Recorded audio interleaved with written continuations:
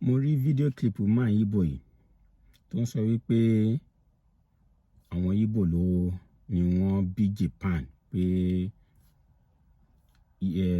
ilẹ̀ Ibo náà wọn Japan ti lọ àtàwọn India. Ẹ wo video clip yìí kẹ́ understand it better. The first time I told the people that the Igbo people gave birth to Japan, they said I am crazy. I shut my mouth. Later, Japanese government said they are interested. I have to come. Because when I got there, I am going to show them why the Japanese answer names like Oguejofo, Ngozeka. The Japanese? Yes. If you go to Kanagawa in Japan, you see that the Igbo people gave birth to Japan. When I told them that the Igbo people gave birth to the Harappan and the Dravidian civilization of India, people said I am crazy. But when I pointed Igbo things in India, in Hindu, in Sanskrit, everybody shut up. I asked them, why was the Ibuku road port a zoom from Ibuku bearing Sanskrit writings on the body? Because the Igbo people introduced Sanskrit. But the problem is this. You have been made to believe, not know. You get my point? Someone belittled your heritage and told you that your history started from slavery, not knowing that your ancestors has been here for more than 1.6 million years. You get my point? Now, there are things I will begin to ask you now. You sound so gibberish. If you say that Abraham or Adam and... Mo ní láti stop ẹ̀ nítorí video clip yẹn gùngùn ó fẹ́ tó bí 10 minutes or so. Kó má lè gbà wá lákòókò jìnnà. So tẹ́ bá wo nǹkan tí màá yín sọ, basically ó ń promote ìran ẹni. But ohun tó máa jẹ́ ohun ìyàlẹ́nu ni pé àwọn tó jẹ́ ìran ẹ̀ bí Ibo tó kù, a lè bẹ̀rẹ̀ sí sọ pé orí òpè kò mọ̀ nǹkan tó ń sọ. Àwa Yorùbá àbáwa ẹ̀yà dúdú tó kù, a lè bẹ̀rẹ̀ sí ń bu pé kò mọ̀ nǹkan tó ń sọ. Ìran dúdú ni mo rí wípé àwa láti demote ìran wa ni. I believe in ara wa pé a great. I believe pé ìran wa jẹ́ ìran tí ó máa wá ìran wa sínú ẹ̀. Àwa láti lọ jẹ́ ìran ẹlòmíì, especially láàrin ọ̀rọ̀ àwa tá ń ṣẹ̀sìn, Mùsùlùmí, Christian, àgbà ẹ̀sìn.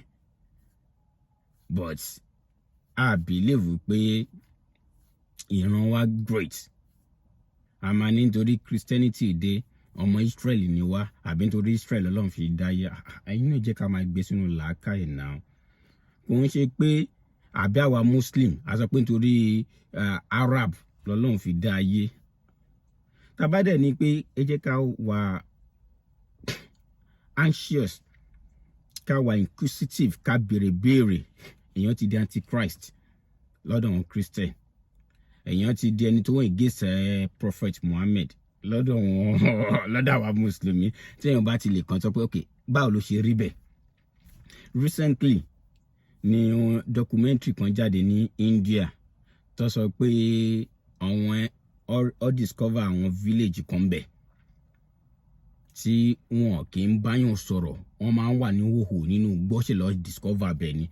Wọn fẹ́ lè sọ bí ẹni pé wọn rẹ́yàn rí, wọ́n máa ń tàwọn èèyàn lọ́fà ni. Recently mo come across ẹ̀ tí government wọ́n dẹ̀ sọ pé kó fi wọ́n lẹ̀ bí ọ̀rọ̀ gbogbo kìíní ṣe rí ni. So àwọn yẹn ò tí ọ̀làjú ò tí dọ́dọ̀ wọn, development ò tí dọ́dọ̀ wọn, bó ṣe ń ṣayé wọn bí 5,000 ló ti wà ń bẹ̀ ni bí 10,000 years ló ti wà ń bẹ̀ ló sì ṣe ń ṣe. Does it mean pé àwa ń sì kò wá sí ayé? Àwọn ọlọ́dọ̀ tí wọ́n sọ wọn á believe pé bí ayé ṣe rí rèé. Bó ṣe rí gbà yẹn náà ni. Ọgbà tí ọ̀rọ̀ Jésù wá sí Israel tí wọ́n ń lò gbà, Egypt ti ń jẹ́ Egypt, Yorùbá ti ń jẹ́ Yorùbá. But Bible ń sọ̀rọ̀ ń pa àwọn Israel ní that time. Nígbà tí ọ̀rọ̀ Prophet Muhammad wà náà bí, wọ́n yẹ pé àwa tí a jẹ́ àwọn India ò ti sí, àwọn China ò ti sí. Nígbà tí ànábì wa ń sọ fún wa pé ká wá ìmọ̀ lọ as far as China. Tó dẹ̀ pé ní Quran kò sọ̀rọ̀ wọn sọ bí àwọn China bó ṣe ń lo ayé tiwọn. Kíní yìí ò le tó bá ṣe ń wọn ìlójú tèmi, kò le tó bẹ̀ rárá, kò tiẹ̀ wá, kò difficult fún àwọn èèyàn ṣe ń take, kò le tó bá ṣe ń make yìí. Oníkálukú máa lo life ẹ̀. Muslim ni mí, I'm proud of it, but Yorùbá mi comes first. mo nífẹ̀ẹ́ Yorùbá comes first. Mi lè má wá mo wá jẹ́ Yorùbá ìjẹ́ mò ń ṣèṣẹ̀ṣe ọ̀tọ̀ ní ẹ̀yà ọ̀tọ̀ lẹ̀sìn. Ọmọ Yorùbá ni mi bọ̀ mi ò ṣẹ̀sìn ìbílẹ̀ torí mi ò ní mọ̀ ẹ́. So tẹ́ bá wò ó sìn mo kàn ní kí n play video máa yẹn ni.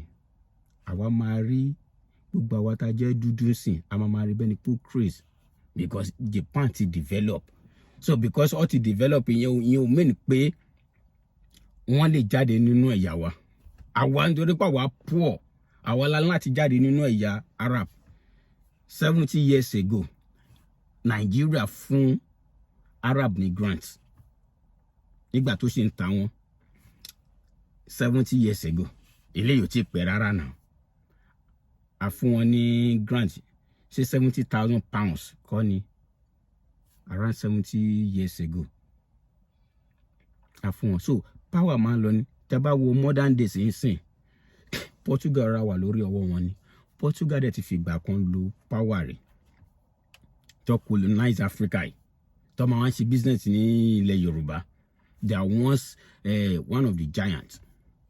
Italy ra wà lórí ọwọ́ ẹ̀ ń sìn àwọn ní agbára débi pé wọ́n tún pín sí méjì Roman Empire àwọn ibi tó ń pè ní Istanbul Turkey lẹ́nìí àwọn yẹn ló wà ní kínní tí àwọn ti Rome ibi tá a mọ̀ sí Italy nísìn ibi tó àwọn yẹn ní agbára dé nígbà yẹn but wọ́n dà wọ́n sìn. So agbára máa yí ni dúdú ti lò gbà well bèrè kì í bèrè lọ́wọ́ ara wa pé funfun tá a bá wà nínú weather funfun nínú àwọn ilẹ̀ ìlú òyìnbó weather skin wa máa remain tá a bá wà ní dúdú nílẹ̀ wa láfíríkà skin wa máa remain funfun máa ń padà di dúdú ni. ìsọ̀làpàkà kan wò kí ló dé tó fi West Africa gbogbo wọn Japan gbogbo wọn Chinese ó máa padà di dúdú ni. Ṣé oòrùn yẹn ló ṣe wọ́n bẹ́ẹ̀ àbó ní ṣe pẹ̀lú ibi tó ti jáde. Tí ẹ bá wo kí ni rí ṣáàtì béèrè lọ́wọ́ ara wa pé kí ló dé tọ̀hún ìbọn yẹn fi wá sí Africa tí wọ́n gbé àwọn bí òrìṣà wa gbogbo nǹkan agbára wa because wọ́n ti jọ lò gbàrí 2,000 3,000 5,000 years wọ́n mọ bí dúdú ṣe powerful fún ọmọ pé tí agbára yẹn bá remain bíbí ó máa padà wọ́rí ọ̀hún ọ̀n láti destabilize ẹ̀ ọ̀n láti wá bó ṣe lè conquer láti máa gba àwọn agbára yẹn. Ìran dúdú ń ṣe ìran kékeré kọ́lọ̀ ń ṣàánú fún wa kọ́lọ̀ jẹ́ ká nífẹ̀ẹ́ ara wa kọ́lọ̀ lè jẹ́ kí a nífẹ̀ẹ́ ara wa ìfẹ́ tí kò sí láàrin ara wa ẹni major thing àwọn ló fi jẹ́ pé preaching ọ̀rọ̀ ìfẹ́ ni ohun tí mo máa ń sọ ìfẹ́ láti lè come back ìfẹ́ ni la need. So fún àwọn tí ó jẹ́ oníṣẹ̀ṣe àmọ̀ràn mi rèé o gbogbo àwọn tó ń gbé ìṣẹ̀ṣe sórí tó ń nísìn àwọn náà wá ń jà wọ́n bá àwọn Muslim jà wọ́n bá àwa Muslim jà wọ́n bá àwọn Christian jà kò sí yàtọ̀ láàrin yín o. Àti ní sùúrù àwọn oníṣẹ̀ṣe àti ní sùúrù wọ́n ti máa ń bú wa nísìn àti wá rise up ṣé ìjà wa lèèyàn fi ń gba èèyàn fi ń túra èèyàn sílẹ̀ ìjà kọ́ náà torí kíní yìí ò lè tó bá ṣe take ẹ̀ ìjà kọ́ the same thing kan tó ẹ̀jẹ̀ tó wà láàrin àwa dúdú yẹn náà sì ni pé kò sí ìfẹ́. Tí ẹ bá fẹ́ liberate ara wa ibi first thing tá a máa kọ́kọ́ ṣe lélẹ̀ because gbogbo kíní lọ ti ṣe fún wa tó yẹ ká kọ́ master kíní ẹ̀ ó yẹ ká kọ́ lọ lẹ́ẹ̀ni ẹ̀ ni nígbà táwọn òyìnbó dé báwo lọ ṣe kọ̀yìn ara wa síra wa báwo lọ ṣe succeed.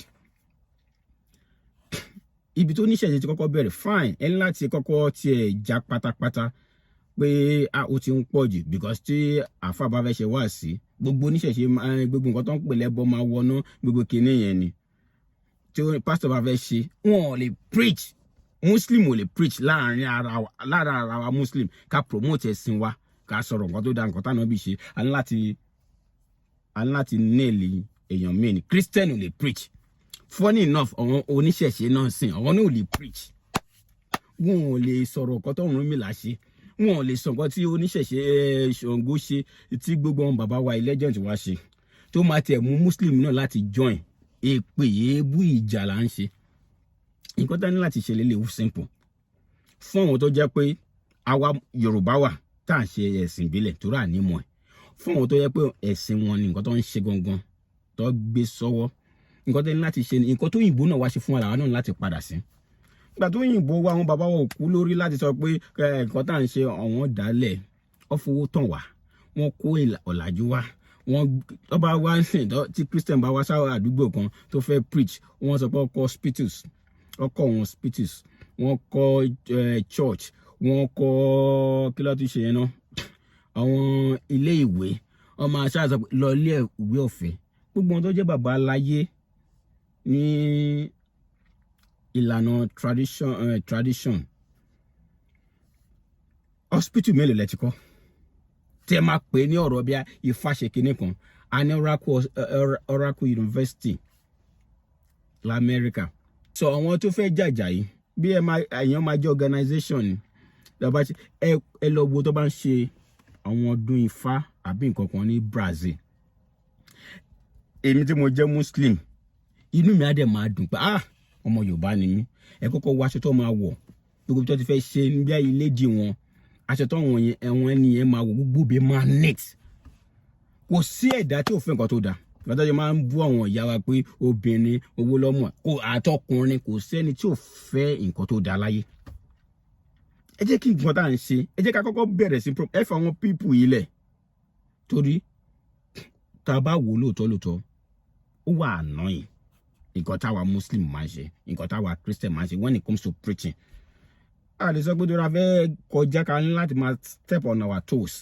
iye òun ṣe preaching mọ́ náà mo lè sọ̀rọ̀ nǹkan táwọn bí ṣe tàríkà tí mo ní láti bo oníṣẹ̀ṣe mo lè sọ nǹkan tí Jésù ṣe ní dáadáa tàríkà tí mo ní láti bú àwọn ní Muslim èmi ò ń ṣe Muslim ká máa bú ẹ̀yà kan ká máa bú kinní kan mo totally against ẹ̀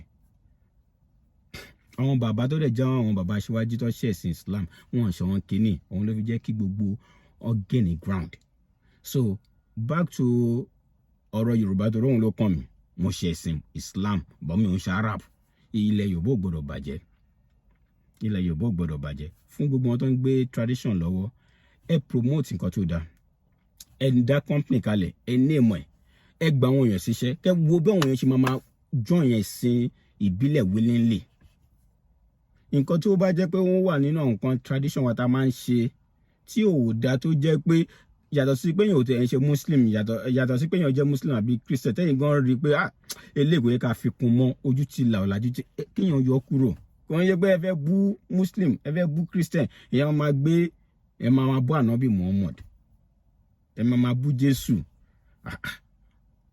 ọ̀rọ̀ tí ò dá ní ìnà ó yẹ kí bàbá ń bàbá kó wẹ́ vi lẹ́nu èèyàn tí àwọn tó jẹ́ fọ́lọ́wọ́ àwọn tí wọ́n bá ṣe dáadáa ẹni tẹ́ ẹ̀ ń bú ó ṣó bí àwa náà ṣe lẹ́kọ̀ọ́ ni téèyàn bá lè lanu gbàgà tó ń bú bàbá oníbàbà ní òní bú bàbá oníbàbà láti proof point a lè bára wa sọ̀rọ̀ kò ní ká búyàn kò ní ká gbéyàn ṣe pé because I make point ẹ jẹ́ ká ọ ní tí ìdáhùn ò bá tọ́ lẹ́nu ìbéèrè ò gbọ́dọ̀ dìjà ẹ ṣe analysis ni ẹ̀yin náà promote ẹ̀sìn yẹn promote culture yín àwọn tó Ọlọ́run ṣẹ́gi ọlà fún nílẹ̀ Yorùbá tó fẹ́ ẹ wo bí bàbá wa Ifáyẹmí Ẹlẹ́bùn bọ́bọ́ yìí máa ń ṣe kò sẹ́ni tí ò ní appreciate bàbá yìí ọ̀rọ̀ ebú kọ́ á ti kọjá ẹ̀rà ká máa búyàn ọ̀rọ̀ ebú kọ́ analysis ni ẹ jẹ́ ká sọ̀rọ̀ ẹ mú ẹ̀rí tiyín wá ẹ jẹ́ kí èmi náà mú ẹ̀rí tèmi wá but mo wá need the proof pé ẹ̀sìn tí ẹ ò dá ẹ̀sìn tèmi ló dájú kí nìkan tájọ benefit àṣeyàn ìgbà táwọn òyìnbó ìfẹ́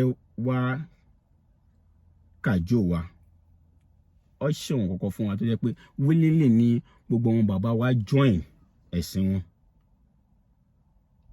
a wà nílùú òyìnbó ń sìn willingly la fi ń wá wọn wá force wa mọ́ because nǹkan tó dáa tó wà nínú system wọn so nǹkan tí mo fẹ́ rọ àwọn oníṣẹ̀ṣe lélẹ́yìí